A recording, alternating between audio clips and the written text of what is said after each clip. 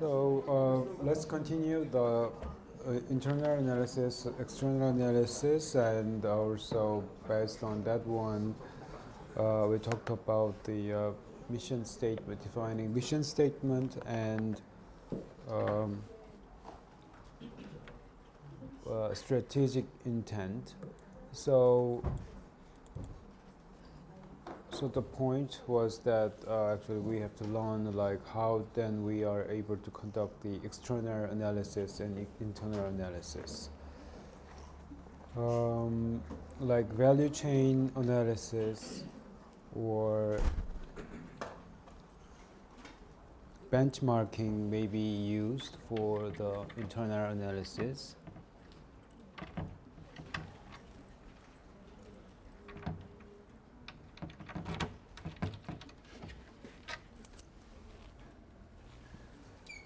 While the five forces framework and competitor analysis and also strategic group analysis may be also used for external analysis. So a lot of actually way you can think about to choose for your internal and external analysis. But actually, the reason why we do the external and internal analysis is actually because we wish to know what's the strength, weakness, opportunities, and threat. Without knowing it, we cannot really suggest what would be the possible strategic choice of your firm to be competitive. Right? So internal analysis, external analysis, altogether we call them SWOT analysis.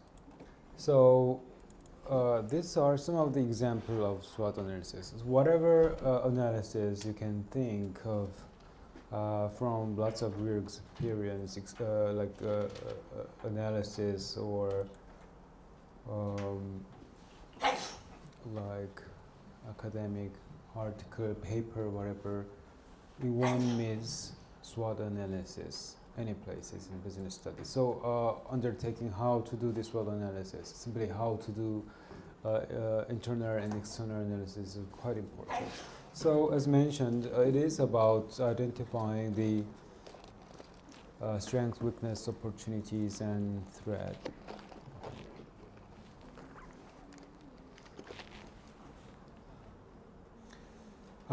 We talked about, say, after we do SWOT analysis, then you define mission statements, you define strategic intent, objective of the firm, and then based on that, you set what would be the possible list of strategic action. Right? So, but however, that order may be slightly reversed in some other suggestions. Some studies say that you have to define your mission objective first and then you conduct SWOT analysis later. So whether you start with SWOT, then define mission objective, or vice versa, or the opposite way, that's actually up to you. But in here, let's say that we start with your firm's identification of mission statement, objective, and then do the SWOT analysis. So having said that, how we are actually we are able to do the SWOT analysis by using some real experiences. So again, the strengths, weakness, something that is related to your internal business, which maybe you are part of the core competencies. Core means among many competences you have, something that really is superior to other competing firms. That's what we call a core competences. Something your ability hard to imitate it or copied by competitors. So how can we define that, whether your competencies are core or not? Probably you may learn it in strategic management courses next year. So, but anyway, defining core competencies and also your firm's financial conditions, like how much debt how much borrowed money actually your firm have used, whether you are able to raise a lot of capital in a very bad time, for instance. So checking, say, your company's financial condition, status of your firm's financial condition, maybe also your, say, internal like strengths. It can be your strengths or weakness. And your way of doing business maybe also become the part of strengths and weakness of your firm and culture. So defining where you find strengths and weakness, value chain analysis probably may help you, or the say value analysis, or maybe helping you to identify it. But just looking at this area of the company that you are interested in probably may be helpful to you to identify it. So this is a step-by-step process of internal analysis. I'm talking about this one that I know many of you guys doing the SWOT analysis in your many papers, not only in business, but sometimes in papers in other like political science papers. So I know that you do a lot of SWOT analysis. But I think that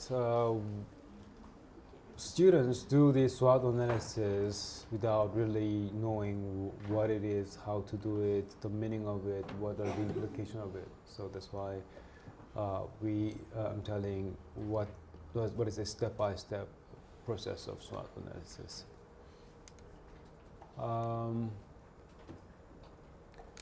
So actually, step 1 to 3, that's actually from 1 to 2 is the thing that we already discussed. What really company does for this one is actually a lot of brainstorming. So as I mentioned, like this is not really the job done by one or a few persons within the firms. A group of persons invited experts from outside the organization all together choose the analyze or investigate internal the strengths and weakness of the firms. So collecting all people from inside and outside, they do a lot of brainstorming. So by discussing like which to add, which to neglect or disregard. So they choose what should be the included in that internal analysis. Then probably a lot of ideas actually coming from many different people, but you have to anyway consolidate the ideas. A lot of you guys, a lot of the people in that analysis team may say different ideas, but what you do is that you have to find some of the fundamental common ideas among that seemingly are different ideas. So the point is that you have to choose anyway what are the top 3 strengths. What are the top 3 weakness? That's the point actually, right? So that's why brainstorming, lots of discussion, agreements are highly necessary with many different people. Your CEO cannot really say this is our strength, this is our weakness, right? So just choose top 3. What are the 3 strengths of DIS? What are the 3 weaknesses of DIS? You guys, I know that have all different ideas, right? So you have to have an agreement, day and night. I don't know how long you will maybe taking for having pointing out those 3 strengths and 3 weaknesses. But it is actually your job, right, to point out the most important strengths and weaknesses. Actually, I don't think so. As I told you, the strength is something that coming from inside the organization, right? So you said that in Korea, and what international students, and it's in Seoul. In Seoul. So I'm not really sure whether that you commented 3 are really kind of related to our internal function. So when you say strength, you have to think about our internal functions, right? Like quality of program, right? quality of, say, Professor Ryu, quality of, say, building, yeah, something that exists inside. So that's if you have to think about, yeah. Yeah, I mean that's our strength, right? I mean our location. Yeah. Yeah. So do you think that's our strength? Well, part of it, yes. But again, that may be our, say, opportunity to expand our business, our educational business, right? Again, strength means something that we have. Like locational advantage, we have to discuss whether it should be part of strength or part of opportunity, right? I'm not really sure. Because the locational advantage is something to do with like environment, right? Not really we possess in-house or internally. But I agree, we are very close to a subway station. I mean, a lot of other professors, students envy our location here. So I strongly agree. So yeah, location, and that's very important. Where like some of other GIS actually located in a non-Seoul area. I know there are a lot of good program of GIS of our other university, but the students are very hesitating to choose to go there because simply the department is not located in Seoul. So like locational advantage, maybe yeah, you are part of the strengths or opportunity, whatever. So it is your job to choose top three. So that's why it is very difficult. Somebody agrees, somebody may not agree. So that's why we learn like using value chain analysis or the variety analysis, benchmarking analysis. So using that framework is just justify why certain top three should be the top three, right? Without using that framework, we just cannot argue this should be the number one or that should be the number two, right? And doing the same thing for weakness. External analysis as well. We talked about 5 forces, we talked about looking at general environment, competitors, and so on, but simply say you have to look at macro environment and micro environment here, and simply look at their, say, power or threat, and simply say how these are impacting your business. Say suppliers, not really, you don't need to really consider them, just simply omit it, right? Just ignore it, and say customers and competitors are strongly important, then why not just focusing on those two macro variables. So the point again, you have to consider some of this one, and again doing the same things, brainstormings, and you have to choose top three opportunities and top three weakness. So what you do is you have to, as we say, you have chosen top three strengths, top three weakness, top three opportunities, and top three threats. So what you do is just list 1, 2, 3 here and 1, 2, 3 there. It's doing the same thing here and there, right? So you know strengths, weakness, opportunity, and threat. So what matters is the next step. What you do is just try to form matrix by connecting vertical cells and horizontal cells. So the first job is just compare this one and that one, right? Simply say, let's say 1, 2, 3 here and 1, 2, 3 there. Just match number 1 to number 1 here, number 1 to number 2 here, number 1 to number 3 here. Okay, and number 1 and number 2 here connect to number 1, number 2, number 3. And choose number 3 here, connect to number 1, number 3 to 2, number 3 to number 3. So by matching opportunities, 3 opportunities and 3 strengths, by cross-checking each other, you have to be creating what kind of actions of company can enhance improve strengths at the same time opportunities. So by taking the process of matching each other, you have to think about what kind of action may be enhancing your opportunities and enhancing your strengths, right? So that is actually purely kind of a art of business, right? So what kind of action, may improving opportunities and strengths? Let's say that opportunities of, let's say the DIS is company, right? What's the opportunity of DIS? Just tell me one. Number one opportunity. Well, it's closer to the United Nations quarter than anywhere else in the world. Really? Well, for example, You have to take like 14 hours of plane flying from here to number one opportunity here. Means easily get connected to say Word, for instance. That you may offer. So that's the opportunity number one. And what's the strengths here? Just tell me anything. What's the number one strength of DIS? We can get jobs abroad like easier than any other universities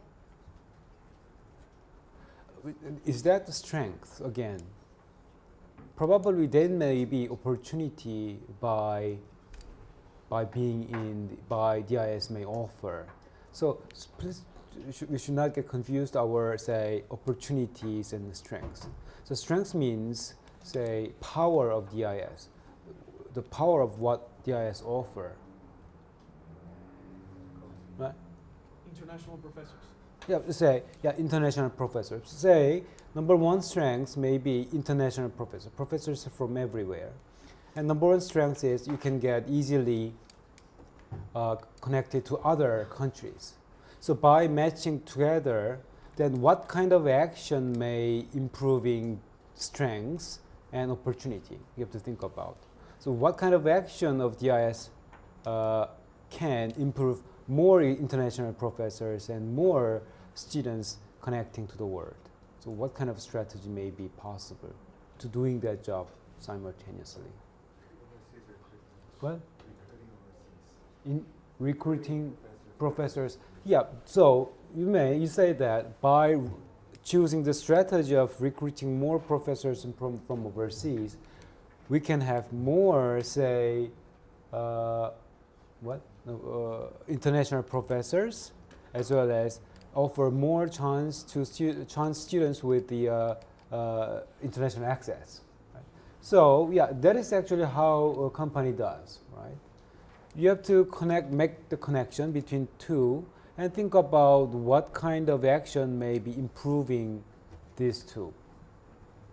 So as you said, that may be the example. Like if we hire more, say, professors, say from South America, for instance, so by recruiting professor there, we have more diversity of faculty, nationality, and also students may have chance to visit more to South America.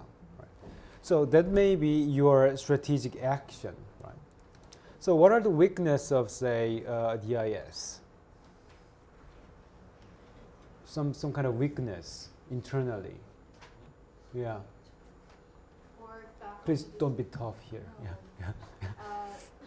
Faculty to student ratio is pretty, I would say, unbalanced. Yeah, so too few professors. Probably that may be number one. I agree with you,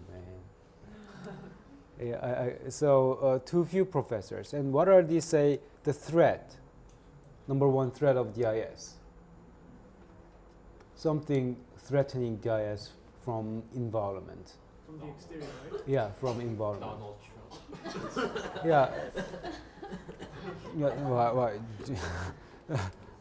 Number one. Like, he might ban That may be number three. from coming into the U.S.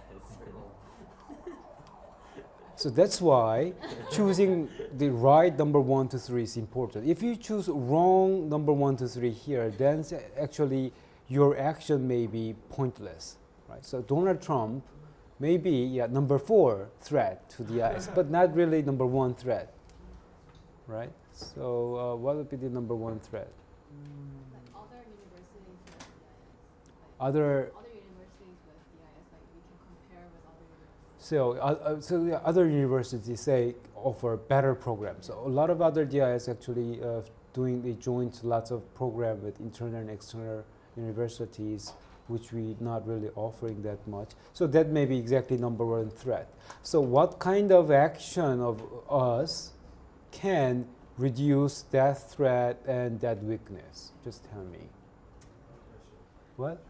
We can, like you said the other day, we can offer joint degree with business. So if you say that by doing the joint degree program with business school, we may solve the problem of, say, lack of faculty here, of course, and also we can have, say, more diverse, offer more diverse. He said really right things. So that's the what you actually do. By choosing some action here, you have to, that action should reduce weakness and threat, right? So that's how really company does to their SWOT analysis. So the point is, you have to have a lot of a good list of actions relevant here, and there. And also you should be really good at listing the right number one opportunity, threat, strength and weakness, right? Wrong analysis at the beginning here actually guide you a wrong action. So that's why SWOT analysis is really a painstaking, like time-consuming job. It is not really a simple job for a firm to do, right? So this is like Walmart case of SWOT analysis.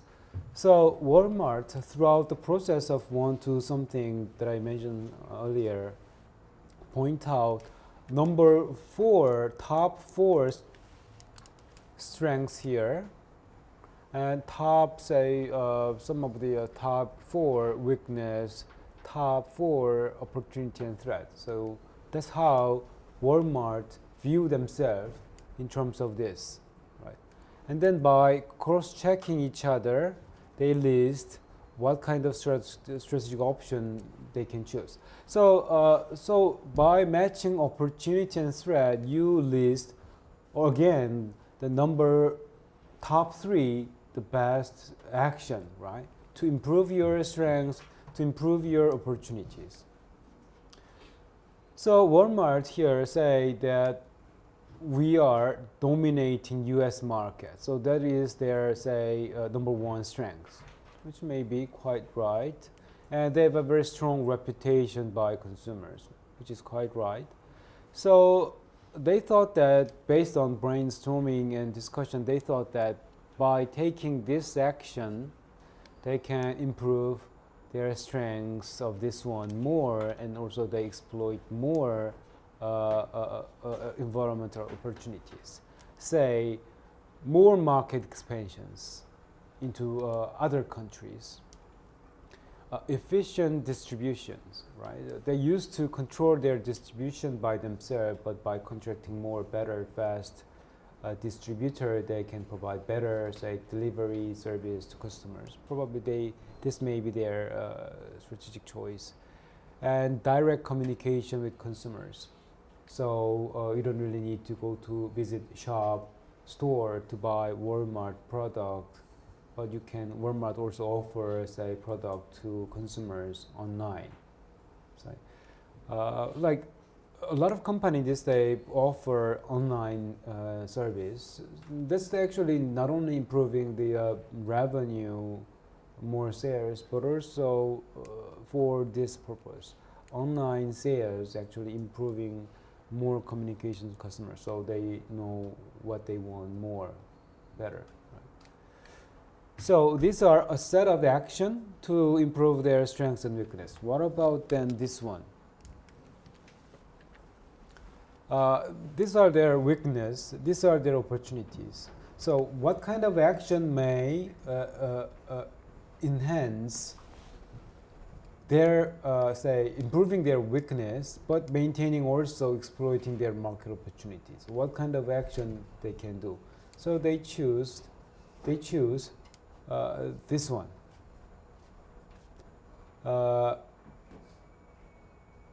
More strict customer policy. And more adjusting more to local regional customer rather than like considering different customers like just one. So that's how they think that they can solve as a remedy to improving the weakness as well as exploiting market opportunity, the opportunity from the market. And these are how they actually do the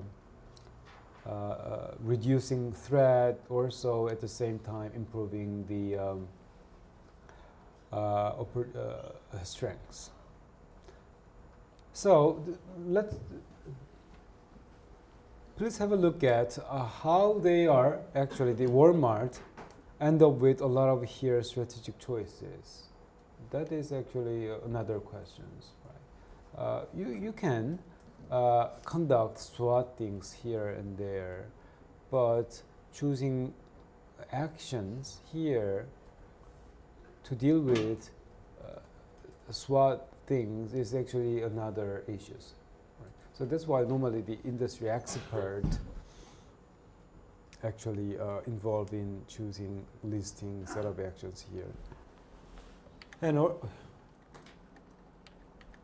also these are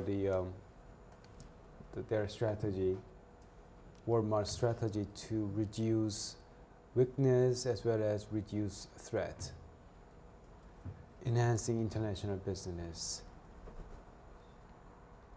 doing the M&A, mergers and acquisition of foreign firms, and more assimilating a unknown, not that well-known foreign customers to your side. So, so now the point is you have 4 set of actions here,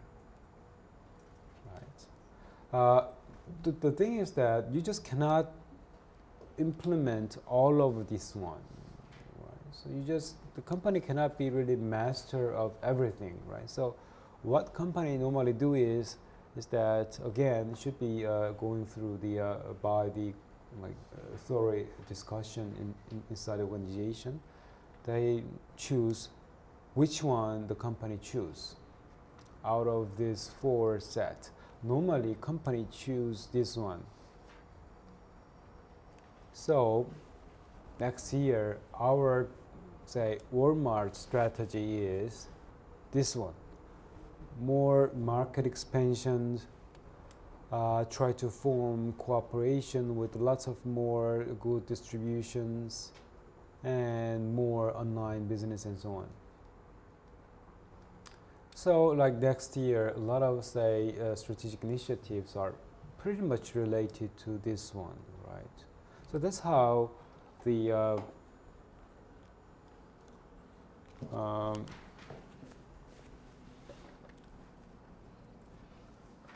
that's how the company actually does that one. I mean, these are the real example. So I paid a lot of money to buy. Like SWOT analysis is really the company's internal secrecy sometimes, right? So that's why getting the real things is really difficult. But I purchased this one, right, for you to show the real demonstration, the cases. This is also the real example of SWOT analysis of Volkswagen, somewhere in 80s. We know that Volkswagen, #1 company up until a few months ago, last year. But again, the point was that Volkswagen had the very same problem until 70s and early 80s. The company didn't know what problem the company has and how to overcome, what will be the future of Volkswagen. So they need to restructure themselves. So SWOT analysis is part of that project. So this is how they analyze their strengths, weakness, opportunity, and threat. Reflecting the time, somewhere 70s and 80s, I think the Volkswagen quite wise and smart to correctly identify their strengths and weakness here. We know that very strong in R&D and sales network, but they are really bad on like product diversity, and at that time their service and sales are mostly focused on Europe, especially Germany. US market was not really their playground. So this is how also by matching each other they end up with the strategic choice for firm to be, say, overcome their, say, difficulties. So the Volkswagen at that time have chosen this one. So by doing this one, they believe that they can become the number one and top tier firms. I'm talking about the story in 80s, right? Developing multi-product lines. So at that time, like the Volkswagen only producing like Beetles, very small compact car. So other than making that small car, they just try to enhance a lot more diverse, like luxury cars, sedan, trucks, and so on, and enhance more R&D. And this one is particularly important. Normally, the Volkswagen used to work alone, but they decide to work with Chrysler by providing engine for Chrysler. Instead, they learn marketing practice from Chrysler. So yeah, that was kind of actions. We talked about, say, Nexon's three like killing strategies. We talked about that one a few weeks last week, right? So likewise, these three was top three killing strategy of Volkswagen that revived themselves in 80s until last year. So that's how the SWOT analysis. What you may concern here is that you are surely matching these two, but you are not really sure what kind of actions you have to choose, say, to improve strengths and opportunities. So that means theoretically, practically, you have to know a lot of, say, possible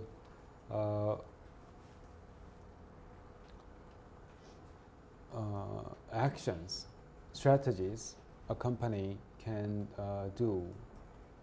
So choosing the feeling, the space inside is more difficult, right, unless you familiar with a lot of strategies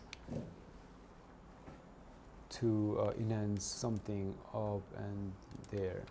So that's why before you filling this space, you have to understand what kinds of, say, fundamental strategies are actually you can think of, right? So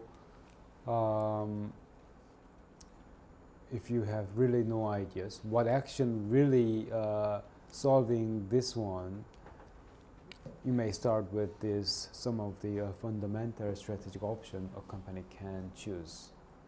If you really totally blank in choosing the company's actions.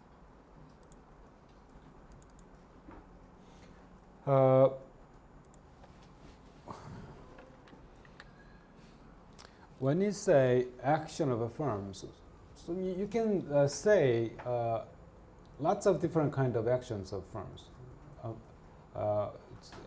as their strategy. Right? Lower the selling price, very common strategy, right?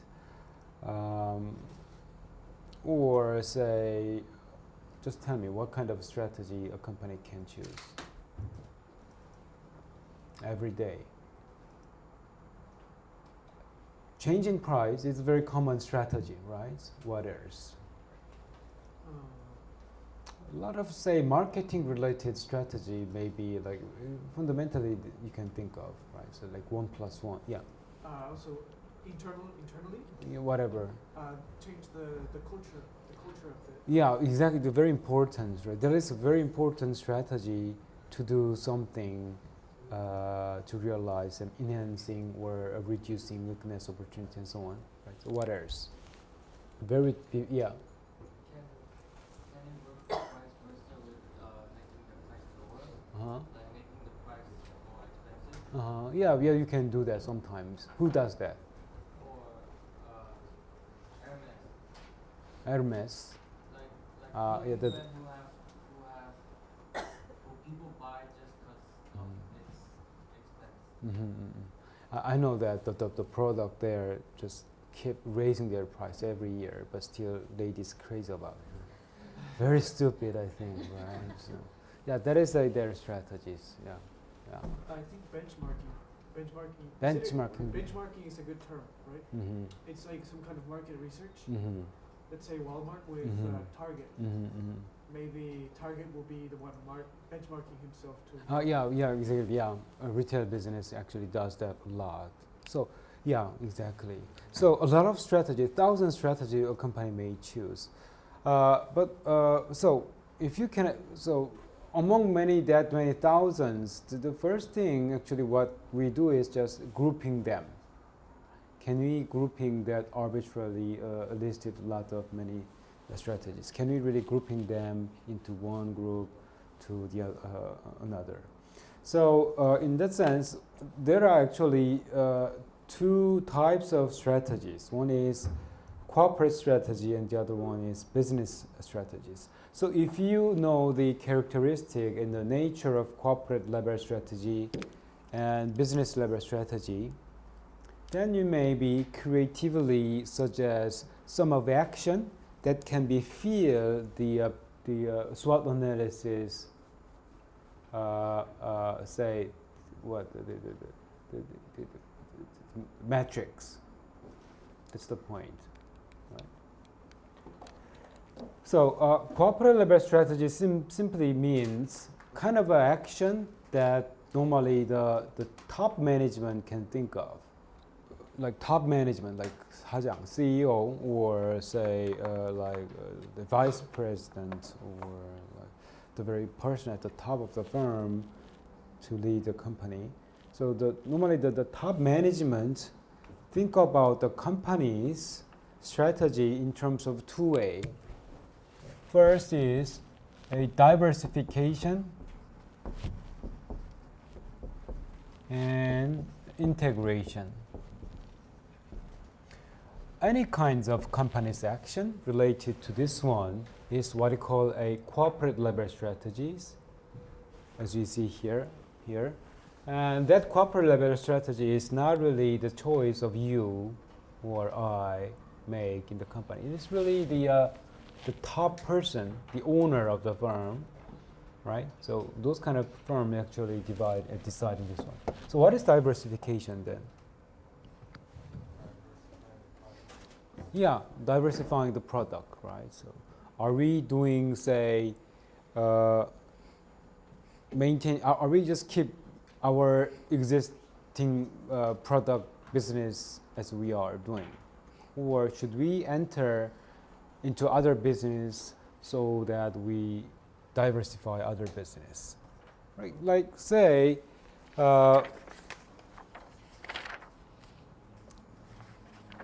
Samsung Electronics, right? Samsung Group recently announced that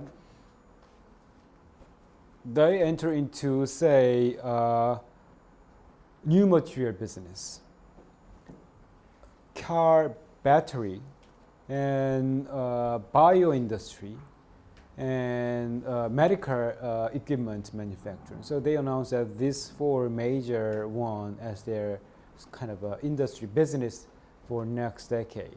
So that is kind of a diversification, right? They have something that they used to do in the past and now, but in the future they are going to do a new business. New business means producing new product. So doing different in other business area, that's what I call diversification. So that is actually decision by top. What is integration then?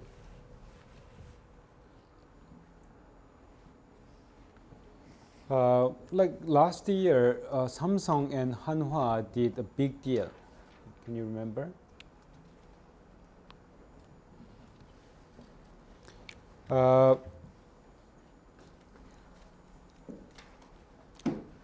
So integration simply means that diversification simply like increasing, simply say, number of your business, simply say, not really exactly, but like to simplify the concept, diversification is like increasing number of business, product, service, and so on. While integration means like simplify. So probably this may be the opposite of each other. Integration means integrating, right? More simplifying your business into what you are doing good. Yep, that may be part of the integration. That is actually practice of like mergers and acquisition. You pursue the diversification or integration by mergers and acquisitions. So in that sense, yeah, you are expanding by expanding your business by integration, right? As you say. That situation, probably diversification is actually integration. So the point that I try to make is diversification means increasing the business scope, geographic scope, and product scope. While the integration here means reducing product scope. Like the Doosan previously used to make beer, doing a lot of, say, heavy machinery, snack business, and they have done many business in the past, but they get rid of not that profitable business by selling them to others, selling off the business to other players. So there is kind of a like slimming their business back to their, say, core business. So there is kind of a integration. So the point again, integration simply means. So what I meant here, integration means that try to do something internally, right? That may be containing, reducing the number of business, but at the same time also, so when you actually do something internally, then that means you don't really need to do something with lots of partners, right? And also, how can I say? So, do you know? So integration simply means that you just. What I said was not really integration, but it was more like one form of diversification, right? CJ example. No, when you buy your competitor and become one company, it's like diversification. It is integration. What you call a horizontal integration. If you buy, say, competitors. Competitor means company who are doing exactly the same business, right? So if you buy competitors, that is integration by putting them into your, say, boundary. So that is integration. So by buying them, you can simplify your market under your territory. But that doesn't really mean that you actually enter into other business, right? So that is not really, in that context, diversification. That is integration. So the point is that simply the company determining the boundary of the firm's business area, simply say business activity, enlarge or shrink. So those kind of decision making is what I call a corporate level strategy that we mentioned at the beginning, and that is made by top management, right? So increasing your business area, business scope, geographically, product-wise, probably you can actually think about this decision long-term view. Right? Deciding this decision is for the benefit of your firm for the firm's future, not this year or tomorrow or next year. So which means that the decision making on this one is pretty much long-term based decision. You cannot really expect any result in 1 or 2 years. You have to sometimes wait more than 5 years after you do diversify your business or integrate your business. While the business level strategy, on the other hand, means your kind of a direct action that may hit your competitors. So corporate level is not really specifically targeting some competitors. It is purely for the benefit of yourself. While the business level strategy is some kind of say tactic that may hit your competitors directly. So you can see the result of this one shortly. So you can see the outcome of this strategy in less than 1 or 2 years. So business level strategy, on the other, means kind of action for or destroying the competitors. Like as I mentioned earlier, like changing price. Why you do that? Simply to do something on your competitors by reducing or increasing your price product. Probably your competitors may be affected. By changing your say marketing practice, your competitor directly be affected. So having said that, what kind of action may be part of that business action? As you said, price strategy, maybe business level strategy, right? A lot of marketing related strategy may be part of business level strategies. So the reason to say classifying these two is in order for us to understand what kind of strategic actions actually we can suggest. Like we have here a lot of strategic option here inside the cell here. So you may say like market expansion, for instance. Is this corporate or a business level strategy? Corporate, right? Efficient distribution, is it corporate strategy or business level strategy? Business, right? So that's why we have to understand what are the corporate level strategy, what are the business level strategies, and what are the specific strategies are actually there in those two groups. If you understand those things, then filling this one may not be that difficult to you, okay?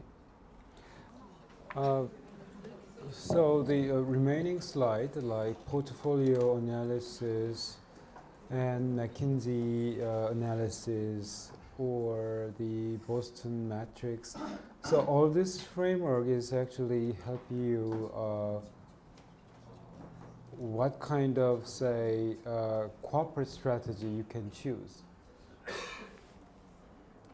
Let's say that especially this framework help you if you have say 20 different business units, for instance, like conglomerate, for instance, like a lot of Korean firms like Hyundai or Samsung and major leading Korean companies, for instance, if you look at their business is not only doing 1 or 2, they doing a lot, sometimes more than 20 or 40 different kinds of business, right? They make car, they do the insurance, financing, customer product, distribution business. So a lot of business company this day do what they call a conglomerate. So sometimes you may be wondering which business to keep, which business to get rid of, and so on. So that is diversification, right? Changing the scope of your company's business, right? Enlarging or shrinking. So as I mentioned, there is corporate strategies, right? So it simply means like if you say 20 different business, which one to keep, which one to say get rid of, which you want to nurture more, and so on. So to understand that one, I think this matrix is actually helping you. So a lot more detail about this one, probably you can learn in your strategic management in your third year. So we can talk about that one later then. So just in the case of SWOT analysis, we see a lot of framework to find out your strengths and weakness, opportunity and threat. But at the same time, in corporate strategy as well, what kind of corporate strategy you can choose. A lot of framework also offered, right? I'm not really going for that much detail here. While another part is business level strategy, kind of a strategy that you can use directly to compete, fight against your competitors. Mostly from the bigger scope, you can think about like cost leadership and differentiation. Some students here say that some handbag makers keep raising their products price, right? That is a differentiation strategies, what you call a premium strategies. While some companies keep maintaining their all-time low-cost strategy, like Walmart, for instance, or E-Mart, a lot of Mart. Just go there, you can buy anything, just 1,001, right? So those companies just maintained cost leadership strategies. So out of these two group of, say, action, you can choose to fight the competitors. Which one to choose? You have to determine that one. So what are the, say, advantage, weakness? How do you know which one is better to you? So that part, the specific part also, we can study in your third year. So we're not really going for detail about this one at the moment.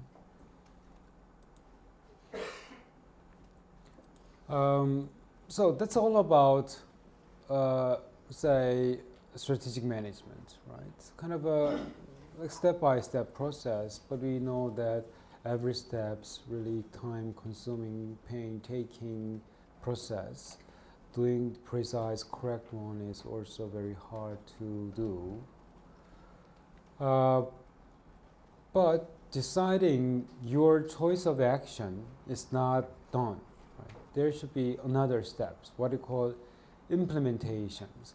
Like back to here, SWOT analysis here. Let's say that Volkswagen decide that the company will choose these three as the company's competitive strategy, say, next year, right? They do the SWOT, they do, say, a lot of, say, analysis of corporate and business level strategy, and they happen to end up with these three. And the next question is what? How the company can conduct this one? That's another question, right? So, other chapter, structuring the organization, which is also related to your strategic decision. Structuring organization is actually help you to decide how to conduct your strategic choice. We know that recently Samsung announced that they choose to biomedical industry for the company's new business next year, right? So what you call a CMO, contract so Samsung tried to make a lot of medical product. They used to make mobile phone, computers, and so on, but in few years they start to make medical product as their new business, quite new, right? So that's their plan. Then the question then is how the company can do that job. They never done that medical related business before. So doing, say, making medical products is quite new to the firm. So they have to set up, they have to determine how to implement that business. Right? Making medical products are very different from making mobile phone and making, say, refrigerators, TV, and so on. So Samsung tried to plan first acquiring foreign companies in medical product making, right? So they buy other foreign companies who are already making this medical product, and they have to hire more people who work on that business, new business field, right? In order to do that, they have to set up new organization who are specialized in that medical product, right? Samsung Electronics cannot do that job, right? So they have to set up new organization. Right? By setting new organization, that organization acquire USA medical product companies, and the new organization also hire new people, right? They have to, say, appoint new CEO, and they have to also design, say, new hierarchy for that particular business, right? They have to define new mission statement or objective of the organization, and medical product making may require totally new leadership that it may not be exactly the same as in mobile phone making or, say, home appliances making and so on. So a lot of, say, implementation strategies are necessary. So the question is then, how can you design the organization to implement the strategy that you have chosen? Right? Structuring the organization, on the other, in other terms, designing the organization means actually determining how to implement your, say, strategic actions. So choosing action is not done, right? You have to choose how to implement it. So we are going to talk about that one, certainly Tuesday. So before we talk about the organizational structure, simply means that how to implement your strategy, you have to think about this one. Structuring the organization simply means that you have to decide reporting system. Like back to the case of Samsung medical product making, manufacturing, they have to have their unique, say, reporting system. So reporting system means who report to whom, basically. Right? Previously, probably, if you wish to report something to your CEO, you may require several steps above you to reach the CEO. But who knows, in Samsung medical product equipment, you may report to the CEO directly, even if you are a new entrant in the companies. So designing reporting system is a very important job in, say, designing the organizations. And relatedly, you have to determine the line of authorities. Simply say, like, how many hierarchies? Right? in Korean companies mostly there's a 사원, right, and what 대리, 과장, 차장, 부장, and so on, right, and 상무, 전무. This is hierarchy, right? So line of authority, what I call hierarchy.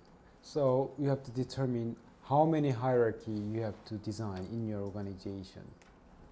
Right? You just design 3 hierarchy or 10 hierarchy or no hierarchy, depending on the choice of your strategic actions. Right? So you have to determine that one. And also you have to determine like decision responsibility. Who responsible for what? And also you have to determine like span of control. Like let's say that if you are manager of the firms, then how many people you have to control? You have to control like 10 employees or 20 employees or just 2 employees. So how many actually the manager should control? What I call a span of control. So you have to determine that one. And also you have to determine like coordination system. Of course, people vertically need to communicate each other, but also inside a company, people need to communicate horizontally, like between departments, between business unit, between your colleague, and so on, right? So communication method, vertically as well as horizontally. So you have to determine that one. So in order to implement the strategy, you need to organize people, what I call a organizational design. Right? Then how are you going to design the organization? Like back to Volkswagen case, to conduct this one, certainly the company totally restructure, reorganize, redesign the company's hierarchy, definitely. Certainly their existing hierarchy may not really implement this strategy effectively. Right? So whenever a company introduces a new strategy, there must be structural change always following after that. Right? So organizational structure or designing the organization is related to the strategic management. It is related to the job of implementation. So we are going to talk about that one Tuesday. Okay.